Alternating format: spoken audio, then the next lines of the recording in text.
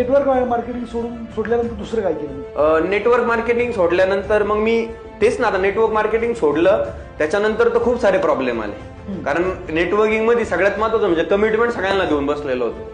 म्हणजे काय झालं, मी माझ्या बहिणीला ज्यावेळेस 2 व्हीलर वरती आणायला जायचो, तिला सांगितलं होतं की दिदे बघ आपण ही गाडी घेऊ, ती गाडी घेऊ, ह्याच्यात यायचो, तुला पुढच्या दिवाळीला मी ह्याच्यात घेऊन येईन. मी नेटवर्किंग सोडलं, त्याच लोकांनी मला मजबूर केलेलं आहे. म्हणजे खरं तर मला नेटवर्किंगचा फायदा पण झाला. मी माझ्या मावशांना वगैरे सांगितलं, आणि दिवाळीत कसं गेट टुगेदर होतच सगळ्या पाहुण्यांचं. मी सांगितलेलं असं असा बंगला राहील, माझ्याकडे एवढे पैसे राहील, माझ्याकडे ही गाडी राहील, माझं ऑफिस असं राहील, माझ्याकडे हा फोन राहील, मी इकडून फिरून आलेलो राहील. आणि ते सगळे मला म्हणतात अरे ते काय झालं. निंदा करायला असावं शेजारी.